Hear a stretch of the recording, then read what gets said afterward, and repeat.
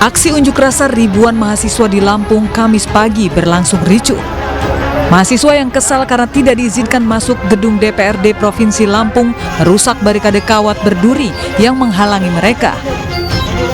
Aksi unjuk rasa ribuan mahasiswa ini sebagai bentuk protes terhadap kebijakan pemerintah menaikkan harga bahan bakar minyak bersubsidi. Hingga siang harinya, unjuk rasa ribuan mahasiswa yang tergabung dalam Aliansi Lampung Memanggil ini masih terus berlangsung. Mahasiswa masih terus melakukan negosiasi dengan polisi agar dapat menyampaikan aspirasi mereka dan menemui Ketua Dewan Perwakilan Rakyat di depan pintu gerbang DPRD Provinsi Lampung.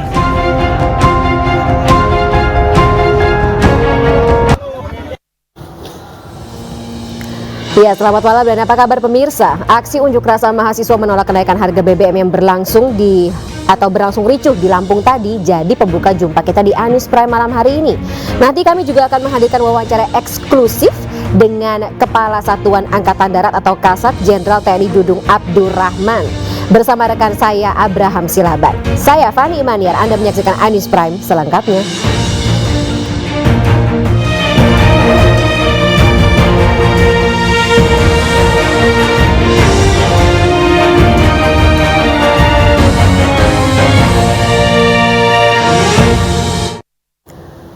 Ya pemirsa, aksi unjuk rasa menolak kenaikan harga BBM di kawasan Patung Kuda, Jakarta diwarnai kericuhan. Polisi yang menghadang mahasiswa saat berusaha mendekat ke Istana Negara memicu terjadinya aksi saling dorong. Insiden berawal saat massa berusaha menerobos barikade polisi untuk bisa mendekat ke Istana Negara, namun digagalkan oleh pihak kepolisian. Hingga aksi saling dorong tak terhindarkan. Dalam aksinya, massa yang tergabung dari elemen mahasiswa Indonesia ini mendesak Presiden Joko Widodo untuk segera mengembalikan harga BBM bersubsidi seperti semula. Sasaran aksi yang direncanakan digelar di depan istana tidak berhasil lantaran massa tidak bisa menerobos penjagaan petugas.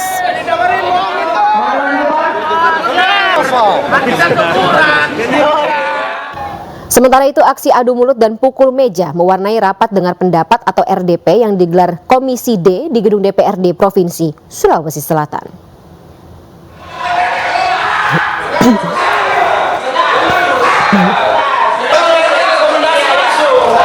Rapat dengar pendapat Komisi D yang membidangi pembangunan dan pertambangan serta lingkungan di gedung DPRD Provinsi Sulawesi Selatan ini pemirsa berlangsung ricuh. Petugas Satpol PP pun masuk ke ruang rapat untuk menenangkan situasi.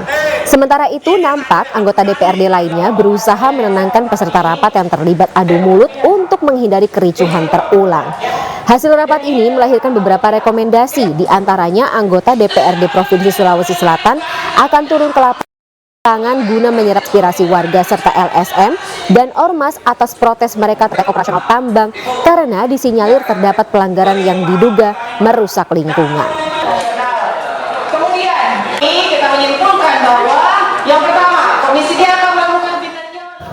Sementara itu, buntut bentrok sengketa lahan di Pengadilan Negeri Makale, Tanah Toraja, Sulawesi Selatan, puluhan pengunjuk rasa ditangkap oleh polisi. Sebagai aksi solidaritas, para pengunjuk rasa bertahan hingga malam hari.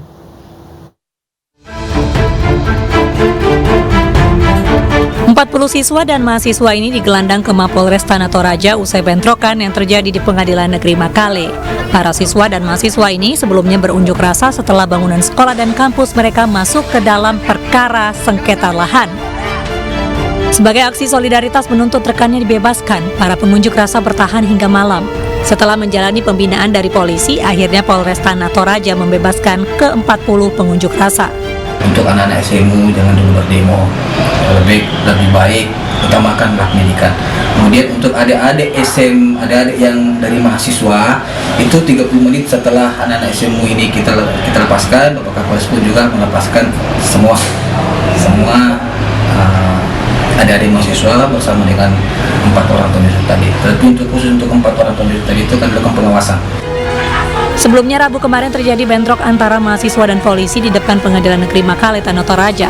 Masa kecewa lantaran Pengadilan Negeri Makale menolak gugatan yang dilayangkan Pemprov Sulawesi Selatan atas kepemilikan lahan lapangan Gembira.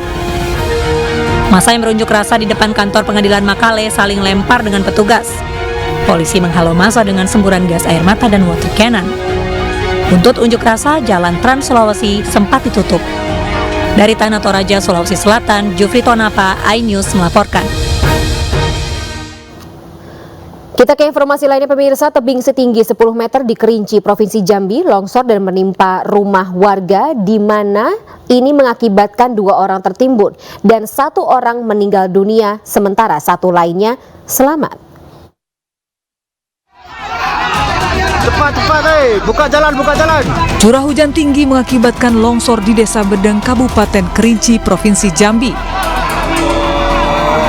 Akses jalan yang sempit menyulitkan petugas gabungan untuk melakukan pencarian, sehingga petugas dan warga sekitar harus menggali tanah secara manual.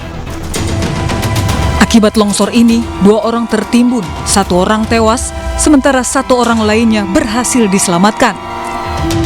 Kebetulan ibu ini tangannya nampak di belakang rumah warga sekitar ini. Langsung kami kejar dulu yang satu ini. Alhamdulillah kami tolong langsung. Saat ini korban meninggal telah dimakamkan di TPU Desa Sukopangkat, sementara warga yang mengungsi menunggu bantuan dari pihak terkait.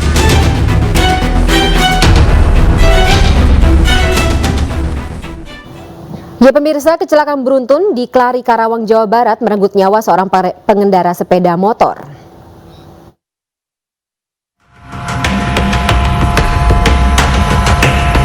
Kecelakaan beruntun terjadi di Jalan Gintung Karta, Klari, Karawang, Jawa Barat. Kecelakaan melibatkan 4 kendaraan, diantaranya 1 mobil pick-up, 2 sepeda motor, dan 1 mobil dinas kepolisian. Akibat kecelakaan ini, seorang pengendara motor meninggal dunia di lokasi kejadian, sementara 2 lainnya mengalami luka ringan. Peristiwa bermula saat mobil pick-up berusaha mendahului mobil dinas kepolisian yang sedang berpatroli.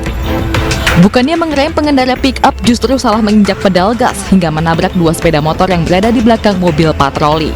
Kenapa Pak? Tadi ada tabrakan Pak ya? Tadi kayak tabrakan beruntun.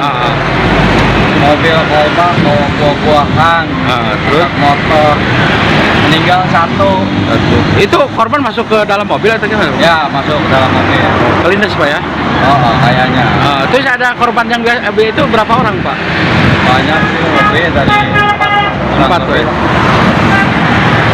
Itu dari arah mana sih, Cikampek kok mau ke Kerawang itu motor?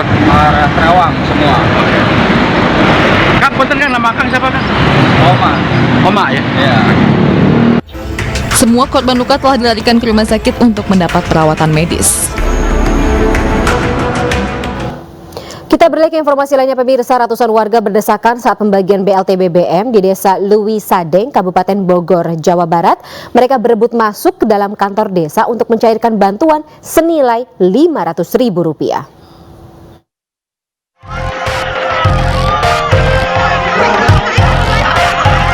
Ratusan warga berebut masuk ke dalam kantor desa Lewi Sadeng, Kabupaten Bogor, Jawa Barat. Mereka berdesakan demi mendapat bantuan senilai Rp500.000 dengan rincian Rp300.000 BLT dan Rp200.000 bantuan pangan non-tunai. Ada 1.345 keluarga di desa Lewi Sadeng yang terdaftar menerima bantuan tersebut. Untuk bantuan kan ada 2 itu bantuannya, satu BBM itu berkebanyakan 150.000, dikeluarkan sama pemerintah kan 2 bulan, berarti 300.000 dari BBM, yang 200.000 itu untuk sembako.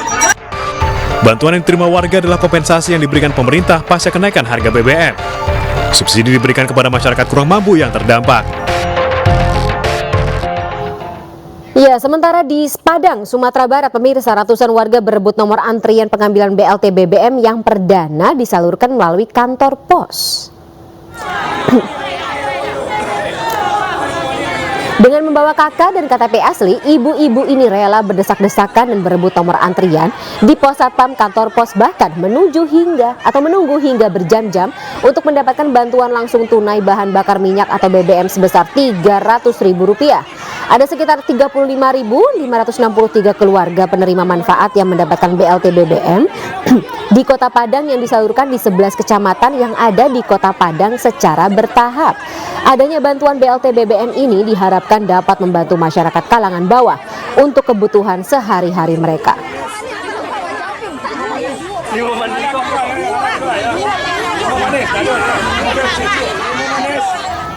Ya pemirsa, aksi brutal masa tak dikenal membakar truk bermuatan tembakau di Pamekasan, Jawa Timur. Akibat peristiwa ini, kerugian diperkirakan mencapai ratusan juta rupiah.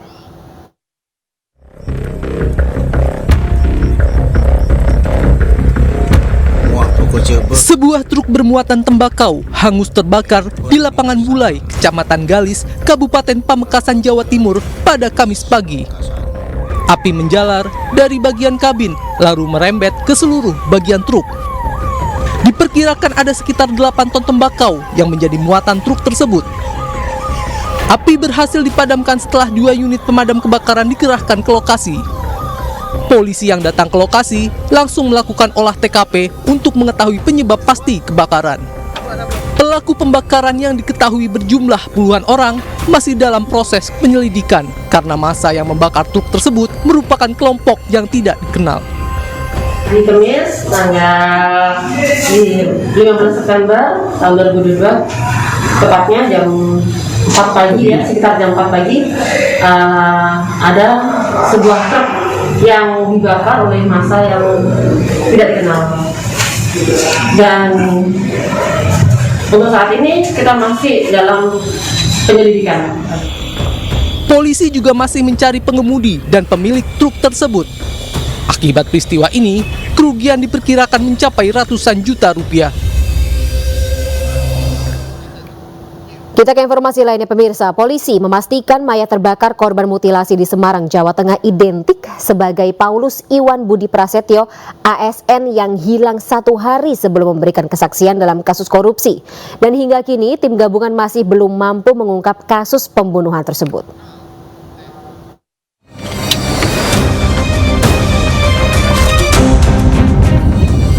Polisi masih mencari bagian-bagian tubuh korban mutilasi di kawasan Marina, Semarang, Jawa Tengah. Hasilnya, polisi kembali mendapati sejumlah bagian tubuh manusia dengan kondisi tinggal tulang belulang. Berbekal temuan-temuan ini, polisi memeriksa DNA korban. Hasilnya korban mutilasi identik dengan Iwan Budi Prasetyo. Identitas terungkap usai Puslap-4 Mabes Polri mencocokkan 5 sampel DNA korban dengan ketiga anaknya. Dengan terungkapnya identitas mayat korban mutilasi ini, tim gabungan Polda Jawa Tengah dan Mapolrestabes Semarang memeriksa 14 orang termasuk keluarga dan rekan kerja korban di Bapenda Kota Semarang. Informasi dari Kapuslapor Semarang bahwa sampel ayah biologis dan sampel dari anak-anak yang sudah kita ambil hasilnya adalah identik. Jadi dapat kita pastikan bahwa mayat yang ditemukan di Marina tersebut adalah saudara Iwan Budi. Sebelumnya ditemukan mayat terbakar dan termutilasi di kawasan Marina, Semarang. Dari temuan awal polisi menduga korban sebagai Paulus Iwan Budi Prasetyo, ASN Bapenda Kota Semarang yang hilang sejak 24 Agustus lalu. Sehari sebelum hilang, korban seharusnya menjadi saksi dalam kasus korupsi pengalihan aset. Polisi hingga kini masih kesulitan mengungkap kasus pembunuhan ini karena minimnya bukti. Ya pemirsa, Kepala Staf Angkatan Darat Jenderal TNI Dudung Abdurrahman menerima permintaan maaf dari anggota DPR Republik Indonesia Komisi 1 Effendi Simbolon yang sempat menyebut TNI sebagai gerombolan. Simak wawancara eksklusifnya sesaat lagi, tetaplah bersama kami di iNews Prime.